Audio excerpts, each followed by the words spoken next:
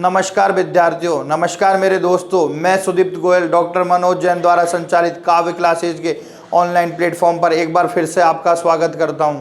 तो दोस्तों, जैसा कि हम बात कर रहे थे प्रीवियस वीडियोस में, किसके बारे में, पटवारी प्री के पेपर के बारे में हमने बात की दोस्तों। गणित विषय के पटवारी प्री 2016 में जो पेपर हुआ था उसके बारे में दोस्तों हमने बात की। हमने 5 वीडियो में लगभग सारे क्वेश्चन देखे, जिसमें किस प्रकार के क्वेश्चन आए थे हमें देखने को मिला और कैसे हमें उन्हें जल्दी से जल्दी सही आंसर लाके सॉल्व करना था, ये भी हमने देखा दोस्तों।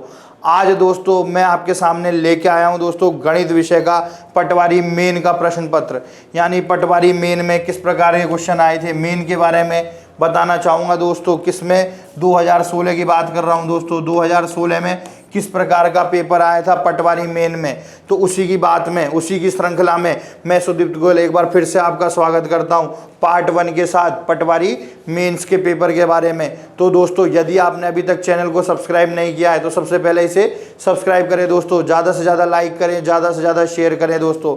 चलते हैं दोस्तों पेपर की तरफ कि पेपर में किस प्रकार के प्रश्न आए थे। देखो दोस्तों, अभी जो पटवारी की वैकेंसी आई थी उसका सिलेबस भी आ चुका है और पेपर पैटर्न भी आ चुका है दोस्तों। कई सारे टॉपिक मैथ में से हटा दिए गए हैं, गणित विषय से हटा दिए गए हैं दोस्तों। इसकी चर्चा भी हम करेंगे दोस्तों, लेकिन आने वाले समय में। अभी हम केवल पटवारी मेन का पेपर देखेंगे प्रीवियस ईयर का। और बताना चाहूँगा दोस्तों कि पटवारी प्री मेन जो पहले 2 फेज़ में एग्ज़ाम होती थी वो अब सिंगल फेज़ में होगी दोस्तों। एक ही पेपर होगा, मतलब हो सकता है कि प्री से ऊपर लेवल का हो और मेंस तक चला जाए। इसलिए दोस्तों मैं आपको मेंस का पेपर भी करवाना चाहता हूं दोस्तों। तो मेंस के पेपर पर बात करेंगे दोस्तों पटवारी प्री के।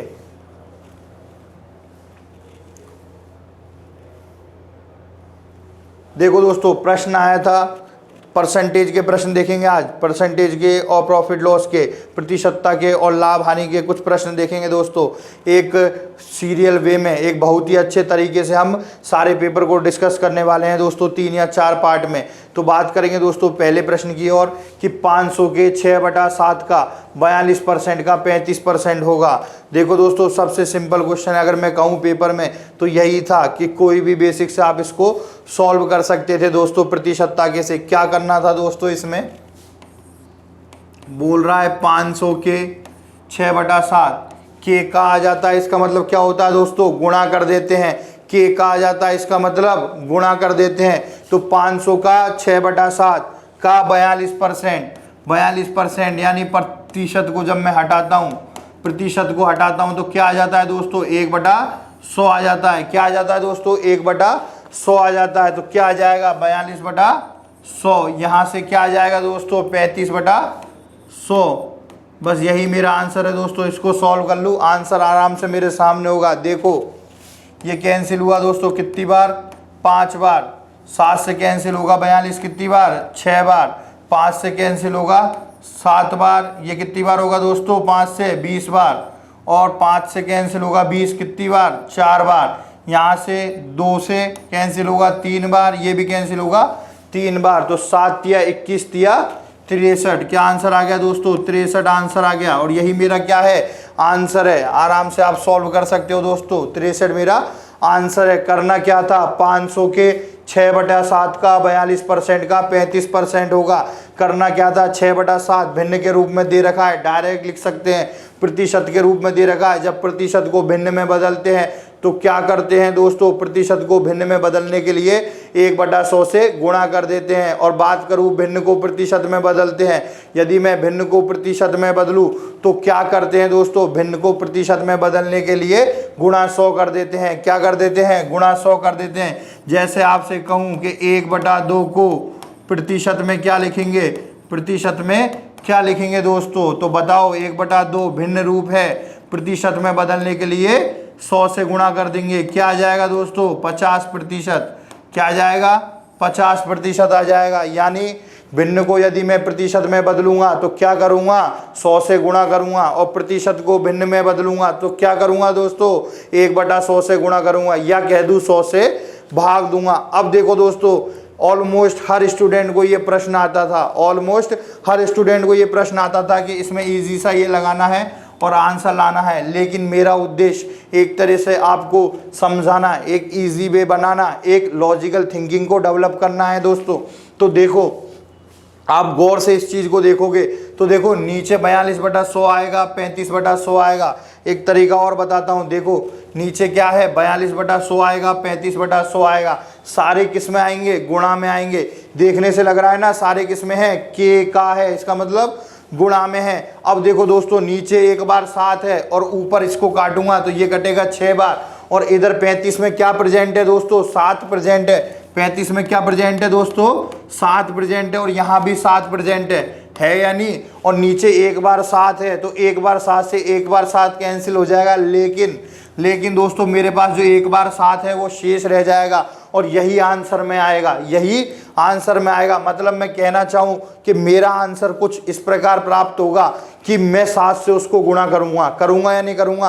आंसर लाने के लिए मुझे 7 से गुणा करना पड़ेगा, यानी मेरा जो आंसर होगा उसमें 7 का भाग जाएगा, यानी मेरा जो आंसर होगा उसमें 7 का भाग जाएगा। अब देखो दोस्तों, इसमें 7 का भाग जा रहा है क्या, नहीं जा रहा। इसमें जा रहा है क्या, नहीं जा रहा। इसमें जा रहा है क्या, नहीं जा रहा। एक ही ऑप्शन ऐसा है जिसमें 7 का भाग जा रहा है और वही मेरा आंसर है। एक ही ऑप्शन ऐसा है कि 7 का भाग जा रहा है, वही मेरा क्या होगा दोस्तों, आंसर होगा। देखो क्वेश्चन, देखो दोस्तों, मैंने पहले भी आपको बताया कि क्वेश्चन को एक बार देखो और उसके बाद में थोड़ा सा सोचो, कि कई बार ऐसा होता है दोस्तों प्रश्न को सॉल्व करने की ज़रूरत ही नहीं होती है, लेकिन हम हमारा टाइम वेस्ट करते हैं क्या करने में, प्रश्न को एक वे से सॉल्व करने में। तो मेरा आपको बताने का सिर्फ इतना ही उद्देश्य है दोस्तों कि जल्दी से जल्दी पेपर सॉल्व हो और हमारी जो लॉजिकल थिंकिंग है, हमारा जो लॉजिकल सेंस है वो ज़्यादा से ज़्यादा मात्रा में डेवलप हो सके दोस्तों। तो देखेंगे क्या करना था, एक बार वापस रिपीट कर रहा हूँ। एक बार 7 तो 42 में से नीचे से कट जाएगा और इसमें 7 बचेगा, यानी मेरा जो आंसर होगा, यानी मेरा जो उत्तर होगा दोस्तों उसमें 7 प्रेजेंट होगा। क्या प्रेजेंट होगा दोस्तों, 7 प्रेजेंट होगा, यानी मेरा जो उत्तर आएगा वो 7 से गुणा करने पर आएगा, यानी मेरा जो उत्तर होगा उसमें 7 का भाग जरूर जाएगा दोस्तों। तो एक ही ऑप्शन ऐसा है जिसमें 7 का भाग जा रहा है, वही मेरा क्या हो जाएगा दोस्तों, आंसर हो जाएगा। तो चलते हैं दोस्तों अगले प्रश्न पर। आया होगा, आशा है आपको समझ में। चलते हैं दोस्तों अगले प्रश्न पर।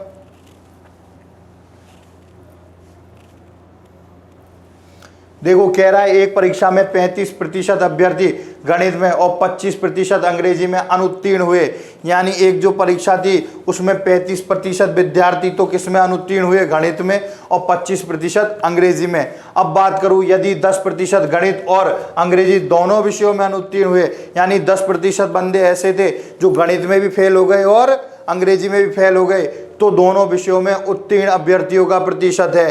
देखो दोस्तों इजी सा क्वेश्चन था, वेन डायग्राम का क्वेश्चन था। यदि आपको वेन डायग्राम आता है तो बहुत ही जल्दी आप इस प्रश्न को सॉल्व कर लेते। देखो दोस्तों, बात करता हूँ वेन डायग्राम की, तो आपसे बोलूँ ये मेरी 2 सब्जेक्ट है, ये मेरी क्या है दोस्तों, 2 सब्जेक्ट है। बोलूँ ये क्या है, गणित है। ये क्या है दोस्तों, गणित है। इसकी बोलूँ तो ये क्या है दोस्तों, अंग्रेजी है। ये तो है दोस्तों गणित और ये है अंग्रेजी। क्या बोल रहा है, मैं बात कर रहा हूँ फेल होने वाले। कौन से दोस्तों, फेल होने वाले, या कह दूं अनुत्तीर्ण होने वाले, अनुत्तीर्ण होने वाले कह दूं, या तो फेल होने वाले या अनुत्तीर्ण होने वालों की मैं बात कर रहा हूं। कि क्या कह रहा है, 35% अभ्यर्थी गणित में अनुत्तीर्ण हुए, यानी गणित में कितने हैं, 35%। ठीक है, यानी टोटल जो गणित है, ये जो गोला गणित का है, इस टोटल का मान कितना है, 35% है। बोल रहा है अंग्रेजी में कितने हुए, 25% है, यानी इस गोले का टोटल मान कितना है, 25% है। और क्या कह रहा है, 10% गणित और अंग्रेजी दोनों विषयों में अनुत्तीर्ण हुए। तो ये 10% जो लोग हैं, ये जो है कॉमन, जो इसमें भी फेल हो गए और इसमें भी फेल हो गए, ये कौन से हैं, 10% है।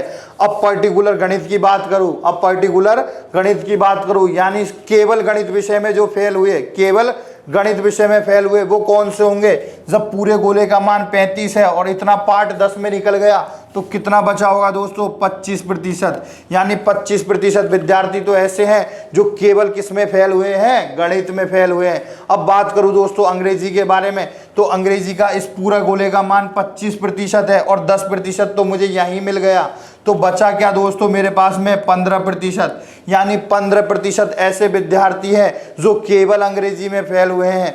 25% ऐसे हैं जो केवल गणित में फेल हुए हैं और 10% ऐसे हैं जो दोनों में फेल हुए हैं, यानी ये टोटल क्या है, फेल होने वाले हैं। तो देखो दोस्तों टोटल करूं तो अनुत्तीर्ण छात्र कितने हो जाएंगे दोस्तों,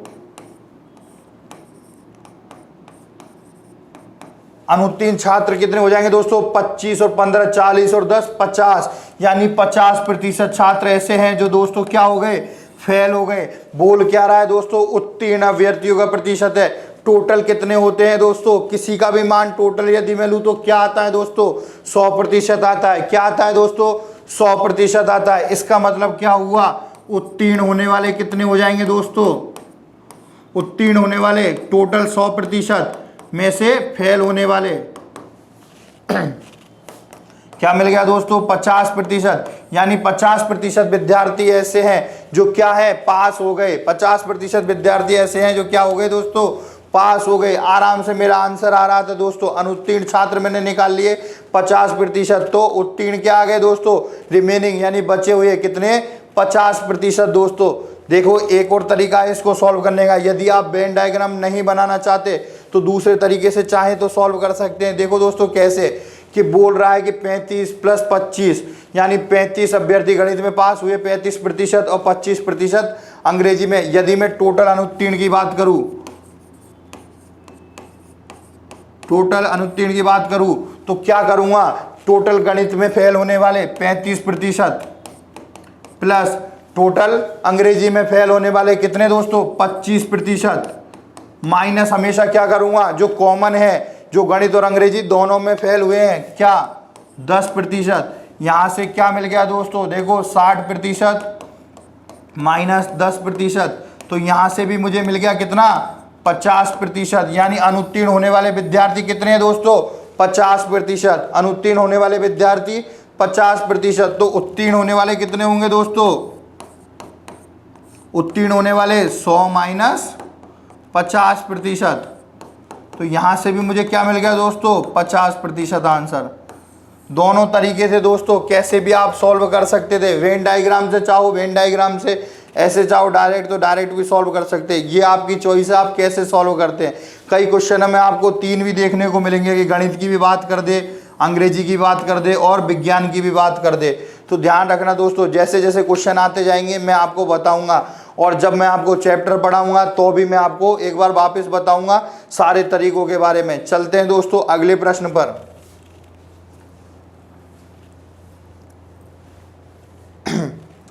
देखो दोस्तों क्या कह रहा है, एक भिन्न के अंश में 200% और हर में 400% की वृद्धि की जाती है, इसके परिणामी भिन्न हमें 1 सही 1/20 है तो मूल भिन्न होगी। देखो दोस्तों बोल रहा है कि एक जो क्या है भिन्न है, उसके अंश में 200% की वृद्धि कर रहा है और हर में 400% की वृद्धि कर रहा है, तो इसकी परिणामी भिन्न 1 सही 1/20 मिल रही है, तो मूल भिन्न निकालनी है। तो सबसे पहले मैं आपको बता देता हूं कि क्या कर लें हम, सबसे इजी में हम क्या कर लें, मूल भिन्न को क्या मान ले दोस्तों, x/y मान ले, यानी ये मैंने क्या कर लिया, मूल भिन्न को मान लिया, माना कि मूल भिन्न है, ये मूल भिन्न है, माना कि मूल भिन्न है, यानी क्या हो गया, मेरा आंसर मुझे x/y यदि मुझे मिल जाएगा वही मेरा क्या होगा दोस्तों, आंसर होगा। क्या कह रहा है, x/y मैंने क्या मान लिया, मूल भिन्न मान लिया, और वही मुझसे पूछ रहा है। अब निकालेंगे कैसे दोस्तों, देखो कि भिन्न में क्या कर रहा है, वो अंश में 200% की और हर में 400% की वृद्धि कर रहा है। अब एक बात मैं बताता हूं, वो बोल रहा है कि वृद्धि की जाती है 400% की और 200% की। यदि वो कह देता कि अंश जो है 200% हो जाता है और हर 400% हो जाता है, तो इन दोनों स्टेटमेंटों में दोस्तों फर्क है, इससे हमारा आंसर चेंज हो जाएगा। देखो वो वृद्धि करने के लिए बोल रहा है, मैं इजी सा तरीका बताता हूं आपको कि पहले अंश कितना था, x था, पहले अंश कितना था, x था। अब देखो उसमें 200% की वृद्धि हो गई, यानी x में कितने प्रतिशत की, 200% की, तो मान निकाल दिया, कितना आ गया 2x, यानी पहले x था, इसमें कितनी वृद्धि हो गई, 2x की वृद्धि हो गई। तो अब मुझे कितना मिल गया दोस्तों, 3x मिल गया। कितना मिल गया, 3x मिल गया, यानी अंश कितना हो गया दोस्तों, 3x हो गया। हर की बात करूं तो हर है मेरे पास में y, हर है y में 400% की वृद्धि कर रहा हूं, यानी y का 400%, यहाँ से मेरा आंसर क्या आ गया दोस्तों, 4y, यानी y पहले हर था, अब उसमें 4y की मैंने वृद्धि कर दी, तो अब कितना हो गया दोस्तों, 5y हो गया। कितना हो गया दोस्तों, 5y हो गया। हर कितना हो गया, 3x, और हर कितना हो गया, 5y, और अंश कितना हो गया, 3x हो गया। तो देखो दोस्तों अब क्या मिला मुझे, 3x बटा 5y बराबर, उसने क्या कह रखा है कि परिणामी भिन्न 1 सही 1/20 बन जाती है। यानी मिश्र भिन्न को जब साधारण भिन्न में बदलता हूं तो क्या करूंगा, 20 गुणा 1, 20 प्लस 1, 21/20 क्या हो जाएगा दोस्तों, 21/20 हो जाएगा। यानी बराबर क्या है, 21/20 है। अब देखो दोस्तों 5 से कैंसिल हुआ 4 बार, 30 से कैंसिल हुआ कितना, 7 बार, क्या मिल गया, x/y बराबर 7/4। अब देखो मिश्र भिन्न में बोल रहा है तो मिश्र भिन्न में निकाल सकता हूं, 4 का भाग दूंगा 7 में कितनी बार, 1 बार, 4 का भाग दूंगा 7 में कितनी बार, 1 बार, क्या बचेगा, 3, और भाग किसका दिया, 4 का, तो 1 सही 3/4 मेरा क्या हो जाएगा दोस्तों, आंसर हो जाएगा। क्या हो जाएगा, आंसर हो जाएगा। आराम से सॉल्व कर सकता हूं ना, लेकिन थोड़ा सा ये याद रखना कि क्या रहा है, वृद्धि की जाती है। क्या की जाती है, वृद्धि की जाती है। तो वृद्धि कर रहा है वो, 2x की वृद्धि कर रहा है। अब देखो दोस्तों यदि स्टेटमेंट में, यदि क्वेश्चन में इस बात को कहता कि जो अंश है वो 200% हो जाता है और हर 400% हो जाता है, तो ध्यान रखना अंश की जगह हम क्या रखते, 2x रखते, और हर की जगह क्या रखते, 4y रखते। ये हमेशा याद रखना। और दूसरा तरीका और बताता हूं दोस्तों, ये था मेरा एक तरीका कि 1 सही 3/4 मेरा आंसर मुझे यहां से मिल गया। दूसरा तरीका देखें दोस्तों कि वही मैंने किया, माना क्या मान लिया, माना भिन्न कितनी, माना भिन्न कितनी, x/y, मैंने भिन्न कितनी मान ली, x/y। बोल रहा है कि अंश में 200% की वृद्धि की जाती है, यानी कोई संख्या, कोई जो संख्या है वो अपने आप का कितना होती है दोस्तों, अपने आप का 100% होती है। कितना होती है, 100%। बोल रहा है कि 200% की वृद्धि हो रही है, यानी 100% में 200% और जोड़ दिया तो अपने आप की क्या बन गई दोस्तों, 300%, यानी 3 गुना हो गई। यानी x की जगह कितना हो गया दोस्तों, अब 3x हो गया। डायरेक्ट कितना हो गया, 3x हो गया। बात करूं हर में 400% की वृद्धि की जाती है, यानी हर अपने आप में क्या था, 100% था। कितना था दोस्तों, 100% था। लेकिन उसमें अब क्या किया मैंने, 400% की वृद्धि कर दी। तो 100% पहले था, 400% और बढ़ा दिया, तो अब कितना हो गया दोस्तों, 500% हो गया। 500% यानी क्या हो गया, पहले 100% था, अब कितना हो गया, 500%, यानी 5 गुना हो गया। पहले था y, अब कितना हो जाएगा, 5 गुना 5y बराबर परिणामी भिन्न क्या है, 20 गुणा 1 प्लस 21, 21/20। यहां से भी देखो दोस्तों सॉल्व करूंगा, वही मिल जाएगा कितना, 7/4। क्या मिल जाएगा दोस्तों, 7/4। भाग दूंगा तो 4 का भाग दिया 7 में, 1 बार बचा, 3 भाग दिया 4 का, क्या आ गया, 1 सही 3/4। तो यहां से भी मुझे डायरेक्ट आंसर मिल गया दोस्तों। चलते हैं दोस्तों अगले प्रश्न पर। आशा है समझ में आ रहा होगा। 2 तरीके मैंने आपको बताए, चाहो तो प्रतिशत निकाल के भी कर सकते हो या डायरेक्ट कर सकते हो कि 100% कोई अपने आप में संख्या होती है। 200% मैंने बढ़ाया तो 300% हो गई, यानी 3 गुना हो गई, और 400% बढ़ाया यानी 500% हो गई, 5 गुना हो गई। तो ऐसे भी सॉल्व कर सकते हैं दोस्तों। चलते हैं अगले प्रश्न पर।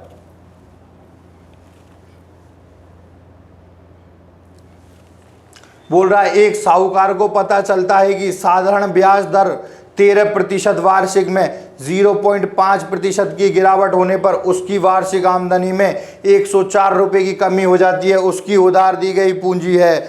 देखो दोस्तों सबसे पहले आपको पता होना चाहिए, सबसे पहले पता होना चाहिए कि साधारण ब्याज का फॉर्मूला क्या होता है।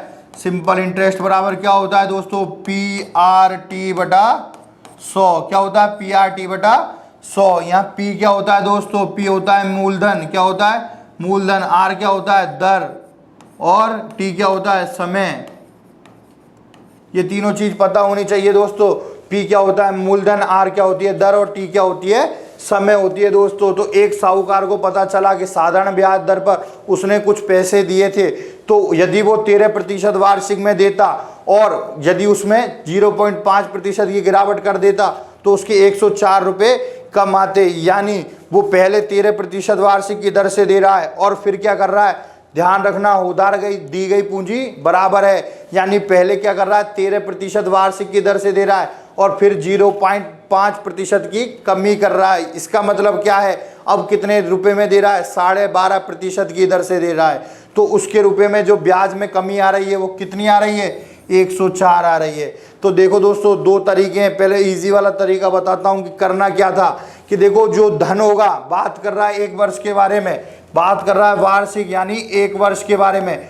तो जो धन होगा उसका 13% होगा, वो ब्याज होगा पहली चीज, और दूसरे में क्या होगा 12.5% होगा, वो ब्याज होगा। लेकिन जो आधा प्रतिशत की गिरावट हुई, यानी प्रतिशत में कितने की गिरावट हुई, आधा प्रतिशत की, और रुपए में कितने की कमी आ गई दोस्तों, 104 की। यानी आधा प्रतिशत का मान किसके बराबर है, 104 के बराबर है। इसका मतलब क्या हुआ, 1/2% का मान कितना आ गया दोस्तों, 104। कितना आ गया, यानी 1/2% का मान कितना आ गया दोस्तों, 104 आ गया। और कोई धन उधार दी गई पूंजी कितना होता है दोस्तों, 100%। कितना होता है, 100%, यानी 1/2% का मान 104, तो 100% का मान कितना हो जाएगा दोस्तों, 104 गुणा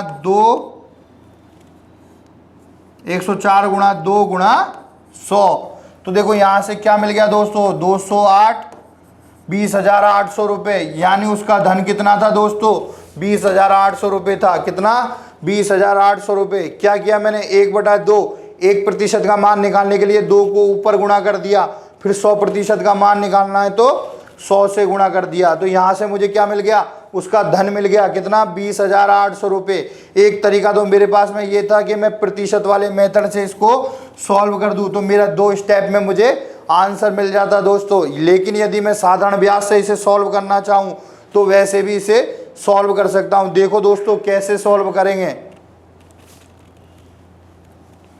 क्या कह रहा है, पहले दर कितनी थी, पहले जो R1 थी वो कितनी थी दोस्तों, 13% थी, और बाद में जो R2 हो गई वो कितनी हो गई दोस्तों, 12.5% हो गई ना। पहले R1 थी 13%, बाद में R2 कितनी हो गई, 12.5%, यानी 0.5% की मैंने गिरावट कर दी। और धन पहले भी फिक्स था और अब भी फिक्स है P, और वही मुझे क्या निकालना है, मान निकालना है। तो यहाँ से मैं SI1 यानी पहले का सिंपल इंटरेस्ट आया था और दूसरे का जो सिंपल इंटरेस्ट आया था, उन दोनों में कितना अंतर था दोस्तों, 104 का। इस चीज़ को ये कह रहा है। तो देखो SI1 में मेरे को क्या करना पड़ेगा, P गुणा R1 गुणा T/100 आया दोस्तों समझ में, और P गुणा R2 गुणा T/100 बराबर 104 आ गया ना। यानी 13% पे ब्याज और 12.5% पे ब्याज, दोनों का अंतर कितना है, 104 है दोस्तों। तो देखो P मेरा बराबर है दोनों तरफ, T भी क्या है, बराबर है। अब देखो दोस्तों T का मान कितना है, 1 है। T का मान कितना है, 1 है दोस्तों। अब देखो R1 का मान लिखेंगे, P गुणा R1 का मान 13/100 माइनस R2 का मान 12.5P बटा 100 बराबर 104 आ गया दोस्तों समझ में। अब देखो दोस्तों ये 13P है, 12.5P है, इन दोनों में 100 का एलसीएम लेके इधर मल्टीप्लाई कर दूं तो क्या मिल जाएगा, 13P माइनस 12.5P बराबर 104 गुणा 100 कर दूंगा। आ गया दोस्तों समझ में। अब देखो 13P में से 12.5P जाएगा, क्या बचा दोस्तों, 0.5P बराबर कितना है दोस्तों, 10,400। और 0.5 को क्या लिख सकता हूँ, 1/2P बराबर 10,400। 2 को इधर मल्टीप्लाई करूंगा, P का मान कितना आ जाएगा, 20,800 रुपये। तो देखो दोस्तों यहाँ से भी मैं आंसर निकाल सकता हूँ, 20,800 रुपये। देखो साधारण ब्याज वाले मेथड से भी मैंने निकालना आपको बताया और प्रतिशत से भी आपको बताया। सोचना आपको है कि कैसे आपको सॉल्व करना है। आप चाहो तो 2 स्टेप में इसका आंसर ला सकते हो, आप चाहो तो इतनी कैलकुलेशन करने के बाद ला सकते हो। Choice is yours. जो चुनना है वो आपको चुनना है, मुझे नहीं चुनना है। चलते हैं दोस्तों अगले प्रश्न पर। मेरा बताना था तो मैंने आपको दोनों मेथड बताए, चलते हैं दोस्तों अगले प्रश्न पर। बोल रहा है एक व्यक्ति अपने धन की 20% राशि से वंचित हो जाता है। शेष राशि में से 25% खर्च करने के बाद उसके पास 480 रुपये बचते हैं। उसके पास मूलतः कितनी धनराशि थी दोस्तों? तो बात कर रहे हैं एक व्यक्ति है, वो क्या कर रहा है, अपने 20% राशि से वंचित हो जा रहा है। यानी किसी व्यक्ति के पास राशि कितनी होगी दोस्तों? 100% होगी। कितनी होगी? 100% होगी। क्या कर रहा है? 20% राशि से वंचित हो जा रहा है। कितने प्रतिशत से? 20% राशि घट रही है दोस्तों। तो अब उसके पास कितनी बची होगी दोस्तों? 80%। कितनी? 80%। यानी अब उसके पास कितनी है? 80%। बोल रहा है शेष राशि में से 25% खर्च करने के बाद उसके पास 480 रुपये बचते हैं। यानी शेष राशि जो थी 80%, इसमें से इसने कितना खर्च किया? 25% खर्च किया। यानी कितना खर्च कर दिया? 25%। अब देखो दोस्तों, ऊपर तो 100% था, तो 100 का 20% क्या होता है? 100 का 20% निकालूंगा, क्या हो जाएगा दोस्तों? 20। यानी मैंने डायरेक्ट 20 घटा दिया और मुझे 80 मिल गया। लेकिन यहाँ 80% है और मुझे इसका 25% निकालना है। तो देखो 80 का 25% कितना होता है? निकाल सकते हो ना दोस्तों? कितना होता है दोस्तों? आराम से निकाल लोगे। कितना? 20। यानी अब कितना घटाऊंगा दोस्तों? 80 का 25% कितना है? 20 है। यानी घटने के बाद कितना मिल गया दोस्तों? 60%। अब उसके पास कितनी धनराशि बची? 60% धनराशि बची। अब देखो दोस्तों, और 60% का मान क्वेश्चन में किसके बराबर दे रखा है? देखो 480 रुपये के बराबर। जब 60% का मान 480 है तो 100% का मान कितना होगा दोस्तों? निकाल सकते हैं ना। 1% का मान 480 बटा 60, तो 100% का मान 480 बटा 60 गुणा 100। ये कैंसिल होगी, 0 से 0 और 6 से 48 8 बार। क्या आ गया दोस्तों? 800। क्या आ गया दोस्तों? 800। और 800 ही मेरा क्या हो जाएगा? आंसर हो जाएगा। क्या हो जाएगा? आंसर हो जाएगा। करना क्या था? 100% कोई राशि थी, उसमें से 20% से वो वंचित हो गया। कितनी बची? 80% बची। और देखो फिर 25% उसने क्या किया दोस्तों? खर्च कर दिया। यानी 80 का 25%, यानी 20 उसने खर्च कर दिया। अब कितना बचा होगा? 60%। तो 60% का मान कितना है? 480। तो 1% का मान निकाल लेंगे, फिर 100% का मान निकाल लेंगे। कितना आ गया दोस्तों? 800 आ गया। कितना आ गया दोस्तों? 800 आ गया। मेरा आंसर मेरे सामने है। अब देखो दोस्तों, भिन्न वाले तरीके से भी इसको सॉल्व कर सकते हैं। कैसे? देखें। देखो बोल रहा है 20% राशि के बारे में, यानी 20% का यदि मैं भिन्न में मान निकालूं, 20% का भिन्न में मान निकालूं तो कितना आएगा दोस्तों? 20/100, यानी 1/5। यदि उस बंदे के पास 5 रुपए थे, यदि उस बंदे के पास 5 रुपए थे तो 1 रुपए से वो वंचित हो गया। यानी 5 का 20% कितना? 1। तो 1 रुपए से वो वंचित हो गया। कितने बचे दोस्तों? 4 रुपए बचे। अब देखो दोस्तों क्या कह रहा है? शेष राशि में से 25% खर्च कर दिया। यानी 25% का मान निकालूं तो कितना आएगा? 25/100, यानी 1/4। यानी उसके पास 4 रुपए थे तो उसने कितना खर्च कर दिया? 1 रुपया। यानी 4 रुपए उसके पास थे, उसने कितना खर्च कर दिया? 1 रुपया। अब कितने बचे? 3 रुपए। और 3 रुपए का मान प्रश्न के अकॉर्डिंग किसके बराबर है? 3 का मान किसके बराबर है दोस्तों? 480 के बराबर। किसके बराबर है दोस्तों? 480 के बराबर। तो 1 का मान किसके बराबर हो जाएगा? 480/3। क्या आ गया? 160 के बराबर। कितना धन है उसके पास में? 5 रुपए। तो 5 का मान कितना आ जाएगा? 160 गुणा 5, यानी 800 रुपये। देखो दोस्तों, 2 तरीके मैंने आपको बताए। भिन्न वाला तरीके से भी आप सॉल्व कर सकते हो और प्रतिशत वाले से भी, जैसे आप करना चाहो। 800 रुपये मेरा आंसर सेम आ गया। चलते हैं दोस्तों अगले प्रश्न पर।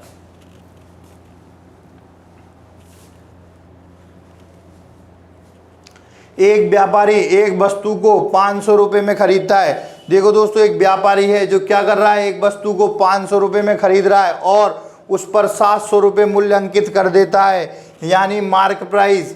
यानी मार्क प्राइस एमपी कितना है दोस्तों 700 रुपये है, और सीपी क्रय मूल्य कितना है दोस्तों 500 रुपये है, क्रय मूल्य कितना है 500 रुपये है, और मार्क प्राइस यानी अंकित मूल्य कितना है 700 रुपये है। बोल रहा है कि यदि कोई नगद भुगतान करे तो उसको 10% की छूट देता है। यानी क्या है, कोई वस्तु किसी दुकानदार ने 500 रुपये में खरीदी और उस पर कितना लिख दिया 700 रुपये लिख दिया कि ये वस्तु 700 रुपये की है। अब यदि कोई उसे नकदी में खरीदना चाहे, नगद पैसे देकर खरीदना चाहे, तो वो क्या कर रहा है 10% की छूट दे रहा है। तो राशि और प्रतिशतता में कुल लाभ क्या है। देखो दोस्तों चारों ऑप्शनों में अलग अलग है, यानी यदि मैं राशि ही निकालूं तो डायरेक्ट आंसर मुझे मिल जाएगा। दोस्तों देखो कि कोई वस्तु की कॉस्ट प्राइस कितनी थी दोस्तों 500, कितनी 500, मार्क प्राइस कितनी हो गई दोस्तों 700। यानी दोस्तों अब सोचो कोई कस्टमर आपके सामने आया और आपने 700 रुपये उस पर लिख रहा है, तो यदि आप उसे छूट दोगे तो किस पर दोगे, मार्क प्राइस पर दोगे, यानी अंकित मूल्य पर दोगे। किसके ऊपर, अंकित मूल्य के ऊपर। अंकित मूल्य के ऊपर आप छूट दोगे। कितनी छूट दे रहे हो 10% की छूट दे रहे हो, यानी 700 का 10%, यानी 700 का 10%। ये क्या है दोस्तों छूट है, कितनी 700 का 10%, कितनी आ गई दोस्तों 70 रुपये की आपने छूट दे दी। यानी 700 उस पर लिखा हुआ था, 70 की उसने आपने छूट दे दी। तो आपकी जो सेलिंग प्राइस है, यानी आपने कितने रुपए में बेचा दोस्तों 700 माइनस 70, छूट देने के बाद में कितने रुपए में बेचा 630 रुपये में। अब देखो दोस्तों 500 रुपये में आपने खरीदा था, 630 में आपने बेच दिया दोस्तों। 500 में खरीदा था, 630 में बेच दिया दोस्तों। देखो क्या आंसर आएगा 130 आएगा। यानी लाभ जो होता है, लाभ क्या होता है दोस्तों एसपी माइनस सीपी, विक्रय मूल्य माइनस क्रय मूल्य। लाभ क्या होता है विक्रय मूल्य माइनस क्रय मूल्य। विक्रय मूल्य कितना हो जाएगा 630 और क्रय मूल्य 500, क्या आ गया दोस्तों 130 रुपये। यानी कितने रुपए का लाभ हो गया दोस्तों 130 रुपये का, और एक ही ऑप्शन में है तो यही मेरा आंसर हो जाएगा। अब बोलोगे सर प्रतिशत में भी निकाल के बताओ, तो प्रतिशत में भी देख सकते हो दोस्तों। लाभ का प्रतिशत क्या होता है, लाभ का प्रतिशत क्या होता है दोस्तों, लाभ बटा क्रय मूल्य गुणा 100। जब क्रय मूल्य विक्रय मूल्य मूल्य पर यदि मैं गणना करूं तो ध्यान रखना गणना किस पर होती है लाभ हानि की, क्रय मूल्य पर होती है। तो देखो लाभ कितना है दोस्तों 130 रुपये, क्रय मूल्य कितना है दोस्तों 500%, 500 रुपये गुणा 100 निकाल सकते हैं दोस्तों आराम से। क्या आ गया, ये कट गया, 50 से कटा 100 कितनी बार 2 बार, क्या आ गया दोस्तों 26% लाभ आ गया। क्या आ गया 26% लाभ आ गया, और यही आंसर मिल गया दोस्तों कितना 26%। आराम से सॉल्व कर सकते हैं ना दोस्तों। कोई दिक्कत आ रही है क्या, बिल्कुल भी नहीं आ रही होगी मेरे हिसाब से।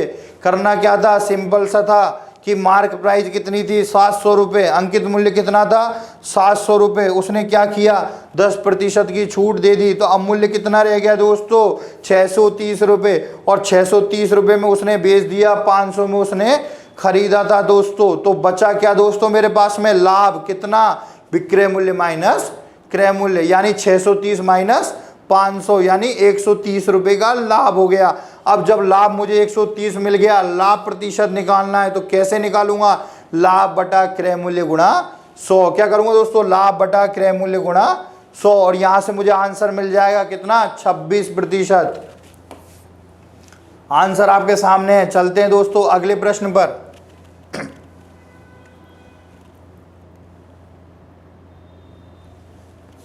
बोल रहा है यदि 20 पेनों की कीमत 25 पेनों की विक्रय कीमत के बराबर है, यानी 20 पेनों की जो क्रय कीमत है, बोल क्या रहा है, यानी 20 का जो क्रय कीमत है वो किसके बराबर है दोस्तों 25 के विक्रय मूल्य के बराबर है। तो कुल हानि प्रतिशत क्या है।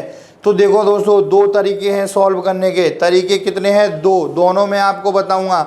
एक तरीका तो ये है कि जब बात करें क्वांटिटी के बारे में, मात्रा के बारे में, किसके बारे में, मात्रा के बारे में जब बात करें तो ध्यान रखना जो मात्राओं का डिफरेंस आता है, मात्राओं का जो अंतर आता है, यानी 20 25 कितना अंतर 5 का बटा क्या लिखते हैं, सेलिंग क्वांटिटी, कितना बेचा उसने, 25 वस्तु बेची गुणा 100 कर देते हैं। क्या आ गया दोस्तों, 20% आंसर आ गया। डायरेक्ट आंसर मिल गया मुझे कितना दोस्तों, 20%। एक तरीका तो ये था कि जब मात्राओं की बात करें तो क्या कह रहा है कि 20 पेनों की कीमत 25 पेनों की कीमत के बराबर है, यानी दोनों का अंतर कितना है, 5 पेन। कितना, 5 पेन, यानी 5 बटा कितना, सेलिंग क्वांटिटी यानी विक्रय वस्तु। क्या, विक्रय वस्तु, विक्रय वस्तु। सेलिंग क्वांटिटी नीचे रखते हैं, गुणा 100 कर देते हैं। डायरेक्ट क्या मिल जाएगा दोस्तों, 20% मिल जाएगा। क्या मिल जाएगा, 20%। एक तरीका मेरा सबसे सिंपल ये था, जब मैं आपको लाभ हानि का चैप्टर पढ़ाऊंगा तो उसमें ये फॉर्मूला भी बनाना सिखाऊंगा दोस्तों कि किस प्रकार हमने ये फॉर्मूला बनाया दोस्तों, तो उससे आपको और अच्छी तरीके से समझ में आ जाएगा। अभी के लिए सिर्फ इतना ही याद करें कि डायरेक्ट मुझे एक लाइन में इसका आंसर मिल सकता था। अब देखो दोस्तों दूसरा तरीका, यदि आपको ये याद नहीं है तो आप दूसरे तरीके से भी इसको सॉल्व कर सकते हो। कैसे दोस्तों, देखते हैं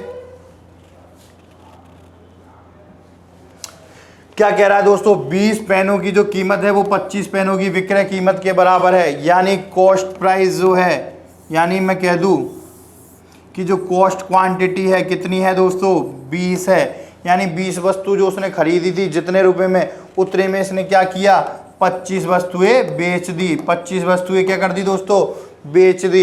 इन दोनों का क्या करूं दोस्तों, एलसीएम ले लूं। क्या करूं, एलसीएम ले लूं। तो 20 और 25 का एलसीएम क्या आ जाएगा, 100 आ जाएगा। क्या आ जाएगा, 100। अब देखो दोस्तों 100 रुपए में उसने 20 पेन खरीदे थे, 100 रुपए में उसने 20 पेन खरीदे थे, तो एक पेन कितने में खरीदा होगा, 5 रुपए में। एक पेन कितने रुपए में खरीदा होगा, 5 रुपए में। और बात करूं बेचे थे उसने 25 पेन 100 रुपए में, 25 पेन कितने रुपए में, 100 रुपए में। तो एक पेन कितने रुपए में बेचा होगा, 4 रुपए में। यानी मेरा एक पेन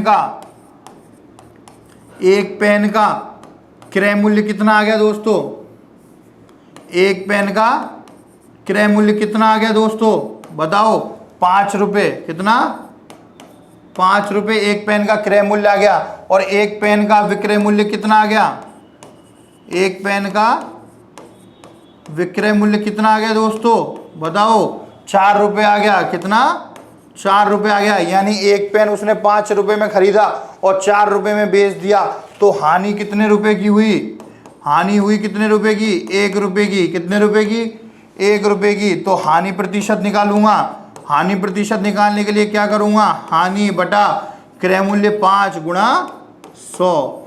क्या आ गया दोस्तों, 20%। क्या आ गया, 20%। यहां से भी क्या मिल गया दोस्तों, 20% मिल गया। देखो दोस्तों दूसरा तरीका ये कैसे सॉल्व किया, बोल रहा है कि 20 पेनों की कीमत 25 पेनों की विक्रय कीमत के बराबर है। तो मैं कोई ऐसी कीमत ले लूं जो ये बराबर दे रखा और दोनों का भाग चला जाए, जिससे कैलकुलेशन टफ नहीं होगी।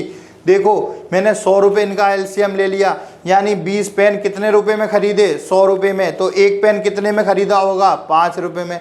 25 पेन 100 रुपये में बेचे, तो एक पेन कितने रुपए में बेचा होगा, 4 रुपये में। तो एक पेन का क्रय मूल्य कितना आ गया, 5 रुपये, और एक पेन का विक्रय मूल्य 4 रुपये। यानी विक्रय मूल्य क्या है, कम है, और क्रय मूल्य ज़्यादा है। इसका मतलब लाभ होगा या हानि होगी, हानि होगी दोस्तों। और हानि कितने की होगी, क्रय मूल्य माइनस विक्रय मूल्य। यानी हानि कितने रुपए की, 1 रुपये की हो गई।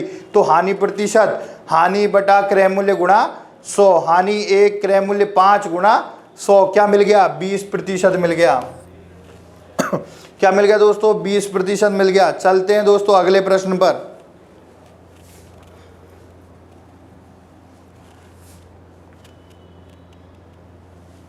देखो दोस्तों ये प्रश्न जो है दूधिया नाप तोल वाला, जिसमें ये बेईमानी करता है, दूधिया हुआ या कोई दुकानदार हुआ जो अनाज देने में, दूध देने में या मिट्टी का तेल देने में, जिस भी चीज़ को बेचने में कोई तोलने में घाटा करता है, तोलने में बेईमानी करता है, तो उस प्रकार के प्रश्न हैं दोस्तों ये प्रश्न बड़े ही अच्छे होते हैं और देखने में बड़े ही डरावने होते हैं। तो देखते हैं दोस्तों कैसे करेंगे इस प्रश्न को। डायरेक्ट देखो दोस्तों, एक दूधिया बेईमानी से नापकर 20% दूध अधिक लेता है। यानी दूधिया क्या कर रहा है, बेईमानी कर रहा है और क्या कर रहा है, 20% दूध अधिक ले रहा है। यानी उसको दूध कितना लेना चाहिए था, मैं आपसे कह दूं कि उसको 1000 लीटर दूध लेना चाहिए था। कितना, 1000 लीटर। लेकिन वो क्या कर रहा है, बेईमानी से 20% अधिक ले रहा है। क्या कर रहा है, बेईमानी से 20% अधिक ले रहा है, और बेचते समय क्या कर रहा है, 25% पानी मिला दे रहा है। कितना पानी मिला दे रहा है, 25% पानी मिला दे रहा है, तो उसे कुल फायदा होगा। तो देखो दोस्तों, इजी सा तरीका है इसको सॉल्व करने का, बताता हूं। अभी देखो, मैं बात करूं कि उसने कितना दूध लेना था, 1000 लीटर उसे दूध लेना था। कितना लेना था, 1000 लीटर दूध लेना था। क्या किया, 20% दूध अधिक ले लिया। क्या किया दोस्तों, 20% दूध अधिक ले लिया। यानी क्या कर दिया उसने, 20% अधिक ले लिया। यानी 1000 का 20% निकालूंगा, 1000 का 20% निकालूंगा। क्या मिल गया दोस्तों, 200 मिल गया। यानी क्या कर दिया उसने, 200 लीटर दूध अधिक ले लिया। तो अब उसके पास कितना दूध हो गया, 1200 लीटर हो गया। यानी पैसे दिए उसने कितने के, 1000 के, और दूध कितना आ गया उसके पास, 1200 लीटर आ गया। अब देखो दोस्तों, उसने क्या किया, अभी भी नहीं रुका वो, उसने क्या किया, 25% पानी मिला दिया। यानी 1200 लीटर जो दूध था उसमें 25% पानी मिला दिया। तो देखो क्या किया उसने, 25% और पानी मिला दिया। तो 1200 का 25% निकालूंगा, 1200 का 25% निकालूंगा, तो कितना आ गया दोस्तों, ये कैंसिल हो गया। 12 पंजो 60, 6 12 दूनी 24, 6 30, 300 लीटर उसने क्या किया दोस्तों, पानी मिला दिया। 25% यानी 300 लीटर उसने पानी मिला दिया। अब उसके पास कितना हो गया, 1500 लीटर। कितना हो गया दोस्तों, 1500 लीटर। यानी क्या किया उसने, 1000 लीटर के तो पैसे दिए और 1500 लीटर दूध बना दिया उसका। 1000 का कितना कर दिया, 1500 कर दिया। तो उसे कितने का लाभ हुआ दोस्तों, 500 लीटर का।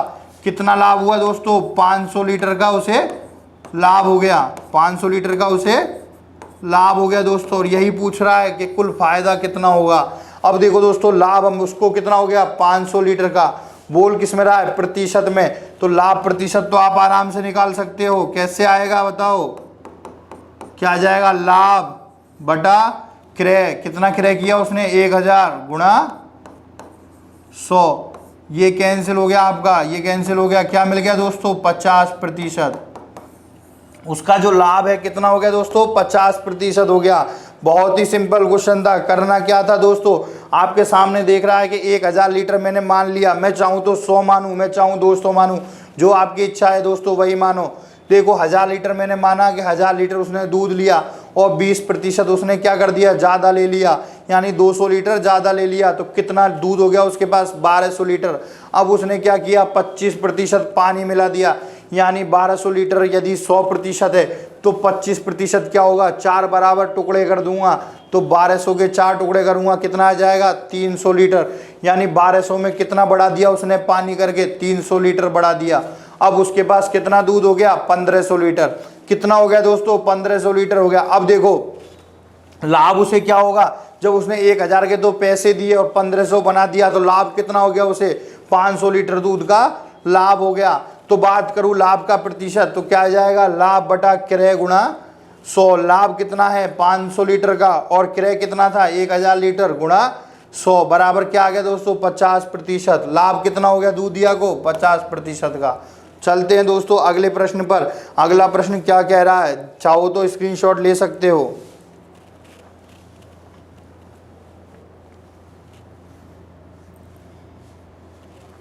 पार्टनरशिप का प्रश्न है दोस्तों, साझा का।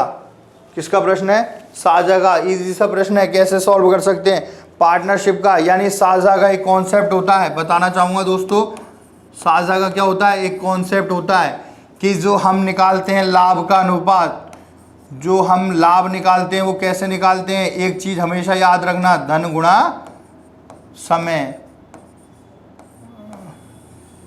ये हमेशा याद रखना, लाभ बराबर क्या होता है, धन गुणा समय। कब, जब हम लाभों का अनुपात निकालेंगे किसमें, साझा में। तो ये हमेशा याद रखना, लाभ बराबर क्या होता है, धन गुणा समय होता है। देखो इससे कैसे सॉल्व करेंगे, यहां लिख देता हूं कि लाभ बराबर क्या होता है, धन गुणा समय। ठीक है, तो इससे हम क्या निकालेंगे, लाभों का अनुपात निकालेंगे। अब देखो दोस्तों, दो बंदे हैं, एक तो है ए और एक है क्या, बी। एक तो है दोस्तों ए और एक क्या है, बी है। एक तो है ए और एक है बी। क्या कर रहा है, 10,000 रुपये की पूंजी लगाकर व्यापार प्रारंभ कर रहा है। कितने रुपए की, 10,000 रुपये की। धन कितना लगा रहा है दोस्तों, 10,000। और बी कितना धन लगा रहा है दोस्तों 5,000।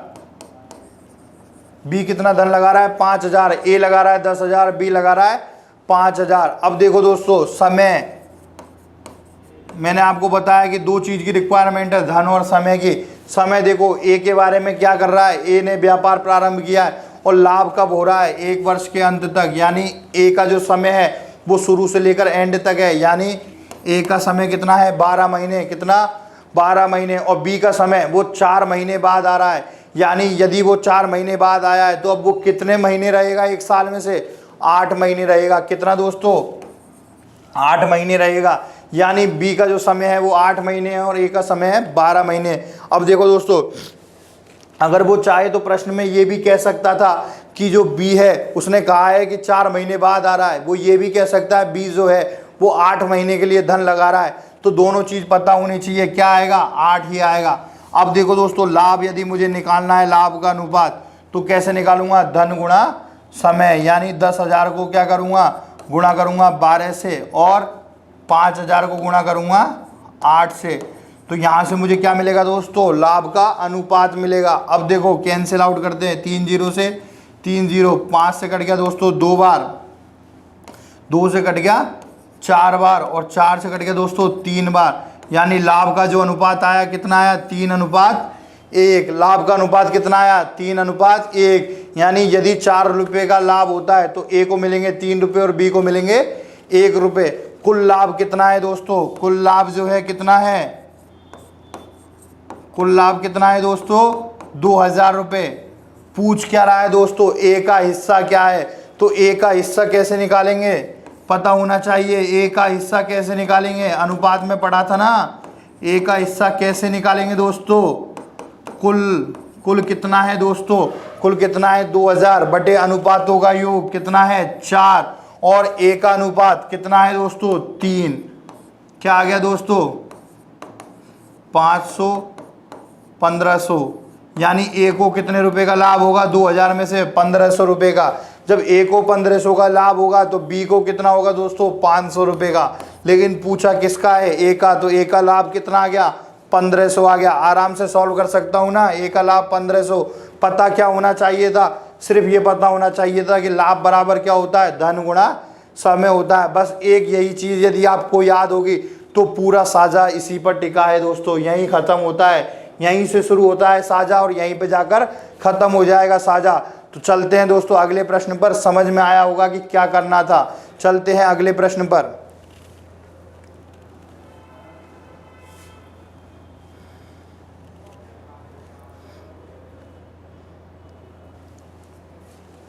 ए बी सी साझेदारी में शामिल होते हैं, वही चीज़ है, ये है 2 बार है क्या। ए बी सी क्या है, साझेदारी में शामिल होते हैं। ए 4 माह के लिए 320 रुपये लगाता है, बी 3 माह के लिए 510 लगाता है और सी 5 माह के लिए 270 रुपये लगाते हैं। कुल लाभ 208 हो तो लाभ में सी का हिस्सा क्या है, तो वही चीज़ है। क्या ध्यान रखना है, लाभ बराबर क्या होता है दोस्तों, धन गुणा समय। बस ये चीज़ आपको याद है तो आप आराम से सॉल्व कर सकते हो, लाभ बराबर धन गुणा समय। अब देखो दोस्तों 3 बंदे हैं यहाँ पर, ए बी और सी, ए बी और सी। ए क्या कर रहा है 320, पहले धन की बात करूँ तो ए धन लगा रहा है कितना 320, बी कितना लगा रहा है दोस्तों 510 और सी कितना लगा रहा है दोस्तों 270 रुपये। समय की बात करूँ तो समय में कितना आ रहा है, ए कितने समय के लिए लगा रहा है 4 माह के लिए, बी कितने समय के लिए 3 माह के लिए और सी 5 माह के लिए। और यहाँ से मुझे लाभ का अनुपात निकालना है, तो लाभ का अनुपात कैसे निकालूंगा दोस्तों, धन गुणा समय। 320 गुणा 4 अनुपात 510 गुणा 3 अनुपात 270 गुणा 5। तो यहाँ से देखो 1 0 से 1 0 से 1 0 कैंसिल हो गया। अब देखो दोस्तों कुछ कट रहा है क्या, नहीं कट रहा, यानी गुणा करना पड़ेगा। कर दो गुणा, 8 और 12 कितना आ गया 128 आ गया दोस्तों। इधर देखो कितना आया दोस्तों 153 आ गया और इधर 135 आ गया दोस्तों।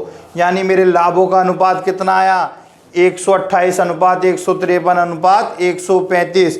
यदि अनुपातों का योग निकालूं, क्या निकालूं, अनुपातों का योग, अनुपातों का योग कितना आएगा दोस्तों 128 प्लस 153 प्लस 135 जोड़ूंगा दोस्तों क्या मिलेगा,